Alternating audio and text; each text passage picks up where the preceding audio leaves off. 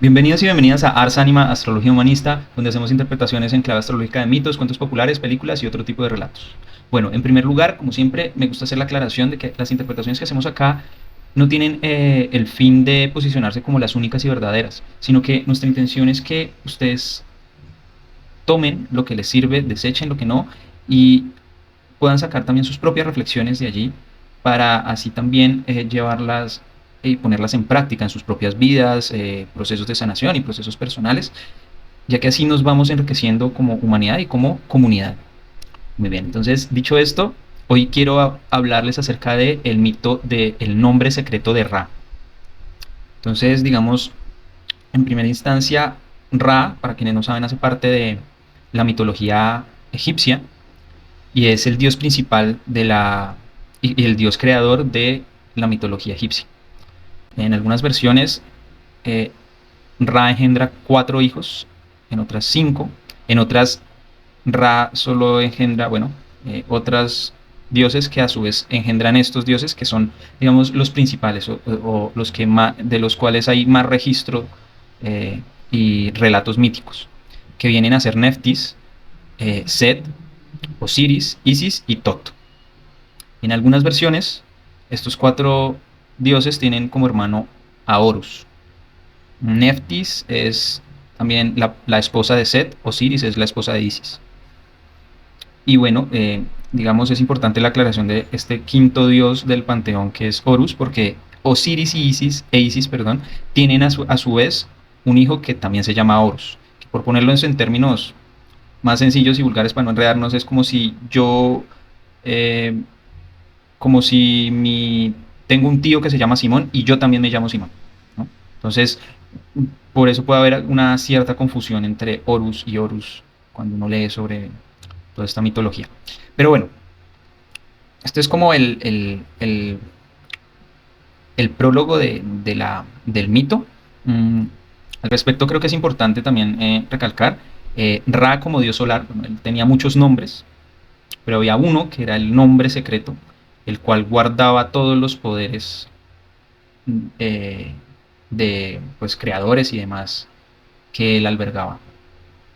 Y pues este nombre secreto no era conocido por ningún otro dios y por ningún ser vivo o mortal. Era, era el nombre que le podía otorgar a otros ese poder. Entonces, por eso él lo guardaba también. Y bueno, digamos que Ra cuenta uno de los mitos que él siempre, como dios solar, cuando atardecía se iba en bueno, no me acuerdo si era una canoa o un bote junto a otros dioses y atravesaba los mundos que estaban por debajo de el mundo de los mortales, ¿no? El Duat, la Duat lo llamaban allá, eh, y otros mundos también en donde habitaban otras entidades no humanas.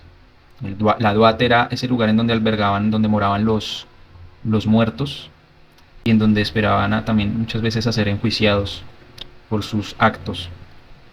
Entonces decían que este grupo de dioses que acompañaban a Ra y el mismo Ra combatían estos seres no humanos que albergaban estos mundos y le traían luz a aquellas almas que moraban en la Duat. Y cada amanecer volvía y salía Ra como un nuevo ser, ¿no? Era un proceso de muerte y resurrección constantes. Por eso cada día era como una nueva vida.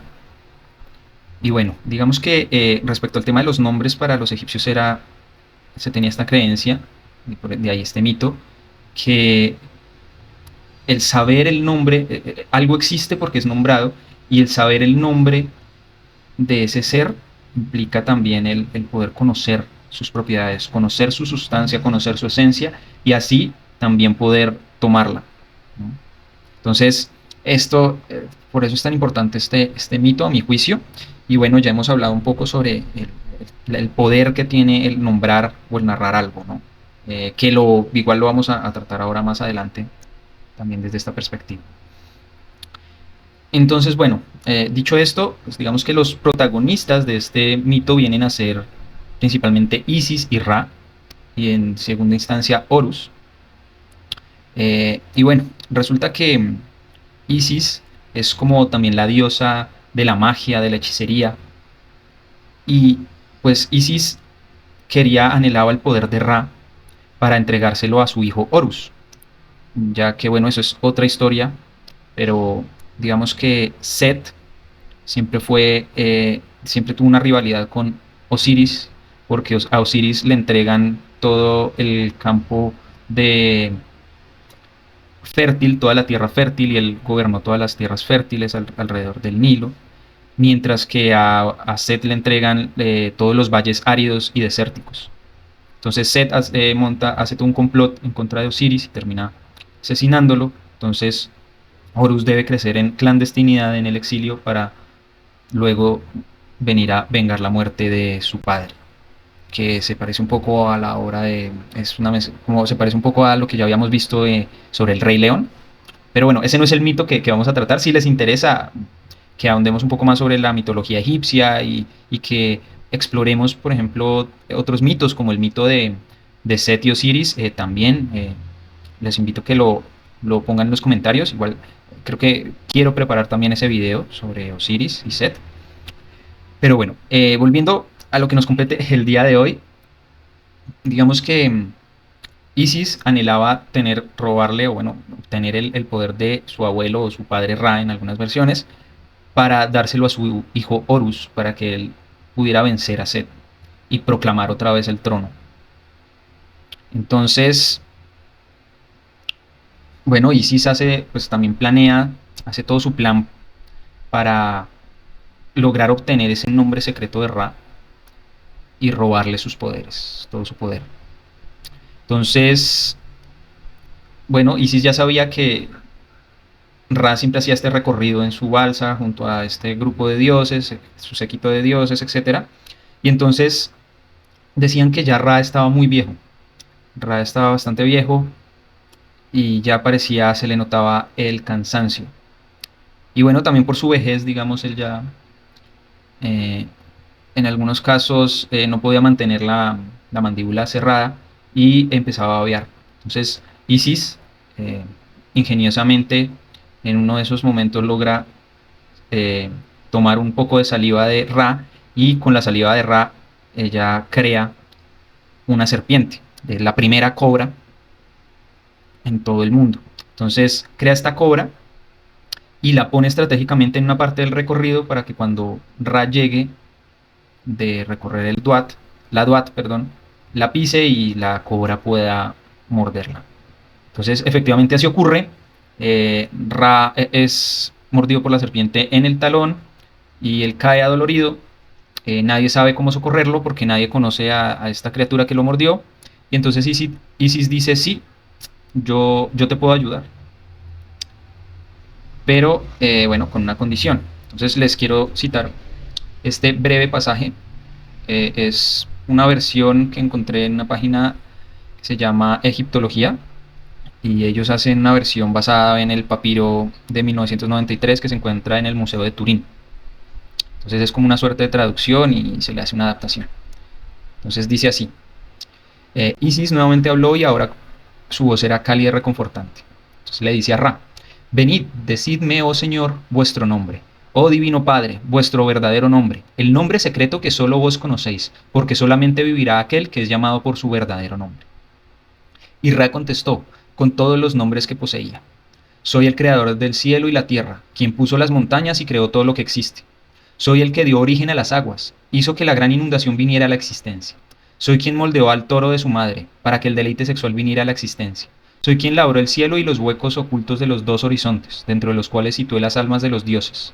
Soy aquel que cuando abre los ojos origina la luz y cuando los cierra provoca la oscuridad, a cuyas órdenes las aguas del Nilo ascienden y cuyo nombre los dioses no conocen.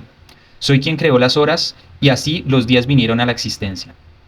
Soy el que abre los festivales del año, el creador del flujo de corriente de las aguas. Soy quien dio origen al fuego, para que los trabajos de los hombres pudiesen llevarse a cabo. Soy Jepri por la mañana, Ra al mediodía y Atum por la tarde. Pero Isis conocía ya todos esos nombres, al igual que el resto de la humanidad, en tanto Ra seguía guardando dentro de sí su nombre secreto. Mientras, el dolor se acrecentaba y el veneno corría a través de sus venas como el fuego. Entonces Isis se dirigió nuevamente a Ra diciéndole: No son esos los nombres que necesito para curaros. Es necesario que me digáis vuestro nombre secreto, aquel que solo vos conocéis, y el veneno será expulsado. Solo vivirá aquel que manifiesta su verdadero nombre. Ra, estremecido por el dolor que le quemaba con ferocidad, más poderoso que las llamas de fuego, dijo: Acércate, Isis, ven aquí y deja que mi nombre pase de mi cuerpo al tuyo. Yo, el más divino entre los dioses, lo he mantenido oculto, para que mi asiento en la barca divina de millones de años pudiera ser extenso. Cuando salga de mi corazón, díselo a tu hijo Horus, después de que le hayas jurado por la vida del dios y hayas puesto el dios en sus ojos. Tras esto, el gran dios reveló su nombre a la diosa. Bueno, ¿por qué cito este pasaje? Porque me parece muy significativo, muy importante a la hora ya de empezar con la parte de la interpretación. Digamos que básicamente pues lo que pasa después de esta parte del relato lo podemos inferir fácilmente. La, la diosa logra tomar le da el nombre y a partir del nombre pues le da los poderes a Horus. Y digamos Ra ya queda queda destronado de su posición. Aunque pues logra vivir y logra eh, parar el dolor de la picadura de la cobra. Entonces, bueno, ya pasando a la parte de la interpretación, digamos que, bueno, lo abordamos, la cuestión, la importancia de los nombres, del nombre en el cuento folclórico de Rumpelstiltskin. Si de pronto no lo han visto, se lo recomiendo. Eso quizás les pueda ayudar a entender esto un poco.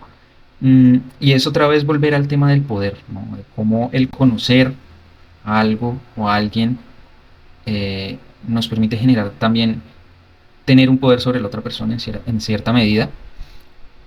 Pero bueno, digamos que en este caso se trata también, creo que desde una perspectiva un poco más mística, se trata de lograr conocernos a nosotros mismos mejor. Digamos que el conocer esos nombres secretos es, como decíamos en el video de Rumpelstiltskin, es también lograr conocer y nombrar el dolor, el trauma. Podríamos hablar de no solo el dolor y el trauma, sino de construir toda una serie de narraciones, de relatos acerca de nosotros, de quiénes hemos sido, de cómo hemos sido, de qué nos ha transformado. Y a través de esa narrativa podemos conocernos mejor a nosotros mismos y a nosotras mismas. Y eso nos da un poder mayor. Y que justamente hay un punto en la vida en donde se genera este quiebre, ¿no? Es decir, ya no podemos seguir ocultando a nosotros mismos quiénes somos en el fondo. Y ese poder solo está en nosotros. Es decir, claro, acá la figura de Ra aparece, que podríamos hablar también de una cuestión de pronto de transmisión transgeneracional, y que el mismo Ra lo dice en la cita que acabo de leer. Espérenlo, encuentro. Cuando en la última parte, ya cuando Ra finalmente accede a decirle el nombre, después de que le dice un montón de nombres que sabe que no son los nombres que Isis le está pidiendo, él llega y le dice: acércate, Isis, ven aquí y deja que mi nombre pase de mi cuerpo al tuyo. Yo, el más divino entre los dioses, lo he mantenido oculto para que mi asiento en la barca divina de millones de años, que es la barca en donde hacía este recorrido por la Duat y volvía al mundo de los vivos, pudiera ser extenso. ¿Sí? Fijémonos cómo hay también una cuestión de pronto de acaparar ese conocimiento y ese poder, que al final el estado natural es que eso debe pasar de generación en generación. Porque otra vez yo lo vuelvo a repetir, creo que eso es algo que yo considero, porque lo he vivido así, y es que nosotros también somos las vivencias de nuestros antepasados. En ese sentido, en la medida en que también vamos conociendo nuestra historia, no solo nuestra historia personal, sino la historia de nuestro árbol familiar, de nuestro sistema familiar, de nuestro clan, también nos vamos a ir conociendo mejor a nosotros mismos, a nosotras mismas.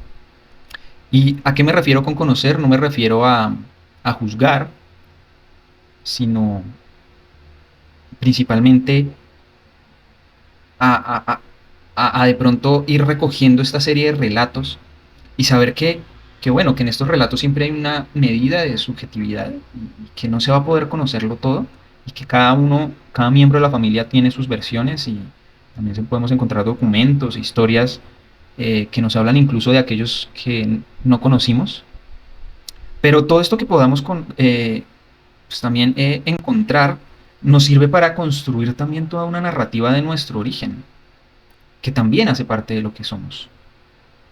¿Hace parte de lo que somos en qué sentido? Que también hay una serie de eh, lealtades, que puede haber una serie de creencias que hemos seguido, ¿cierto? Y que de pronto cuando vemos esa historia, ese relato familiar, nos damos cuenta que en su momento esas creencias sirvieron para vivir, para poder sobrevivir, ¿cierto? Para conseguir un sustento económico, un bienestar material, pero que ahora ya no funcionan, están caducas esas creencias y nosotros debemos renovarlas. Y por eso hace parte de nuestra existencia y nuestro relato de vida y por eso es un poder al final. Y si yo me embarco en ese proceso, puedo también adquirir ese poder como el nombre secreto de Ra. Y que al final es también adquirirlo con humildad para después también entregarlo a las generaciones que vienen, ¿no? Que al final es lo que hace Ra aceptando lo sucedido. Y le confiesa a Isis, bueno, yo mantuve este nombre secreto por todo este tiempo, pues para mantener este poder y poder disfrutarlo, pero ya creo que es hora de entregarlo. Y eso es muy importante también. Entonces creo que esta es una parte de esta reflexión. Y fijémonos, a mí me gustaría también conectar todo esto con, pues no soy experto otra vez tampoco en nada de esto, pero me resuena mucho con todo el conocimiento de la cábala, ¿no? La cábala también estudia esta cuestión de los nombres, del lenguaje divino y de los nombres de Dios. Entonces, en el libro de la Torá se habla de los 72 nombres de Dios. Y los 72 nombres de Dios nos hablan acerca de, podríamos decir, 72 grandes enseñanzas que nos permiten conocer, por decirlo así, a Dios, que en últimas es en realidad conocernos a nosotros mismos, ¿sí? Si le quitamos la palabra a Dios, porque de pronto también hay varios que sean un poco alejados o resistentes a esta cuestión de Dios y no son ni católicos ni cristianos ni nada, bueno, podemos poner el secreto de un yo cósmico, del gran cosmos, ¿no? Del gran espíritu. Y que fijémonos este breve pasaje que yo les quiero compartir de la Torá y es, eh, dice como en la suerte de prólogo, lo primero que dice es, no es posible amar a Dios si no lo conoces. Nadie puede tener una fe con gran certeza ni puede tener un amor por su creador si no conoce los secretos del Zohar ni conoce la inteligencia divina que subyace en estos textos. Bueno, digamos que lo podríamos poner en otros términos, ¿no? Y decir, eh, eh, si decimos que Dios es parte de lo que somos o que la vida aflora a través de nosotros, es decir, nosotros somos la expresión de la vida misma y no somos un mero accidente que ocurrió y al que le llegan y le pasan cosas y cambiamos esta percepción y decimos somos la expresión más profunda de la vida, pues eso implica que solo podemos conocer esos secretos de la vida a través de conocernos a nosotros mismos. La chispa de lo misterioso o de lo divino está en nosotros. Y en la medida en que me conozco otra vez, empiezo ese proceso, conozco también, o más bien se me empiezan a revelar los secretos de la vida, que son innumerables y que nunca vamos a conocerlo todo y la vida siempre va a ser misteriosa por naturaleza. Pero fijémonos que, por ejemplo, en todo este tema de la cábala hay 5 niveles del alma, por llamarlos así, o 5 tipos de alma, que es la alma vegetativa, que se llama nefesh, el alma emocional, que es ruach, el alma intelectual, que es neshama, y el alma espiritual, que es haya. Y bueno, la última, que es yehida, que es el alma de Dios, o más bien de cómo el alma espiritual o todas estas otros substratos del alma se unen, se fungen con el alma divina.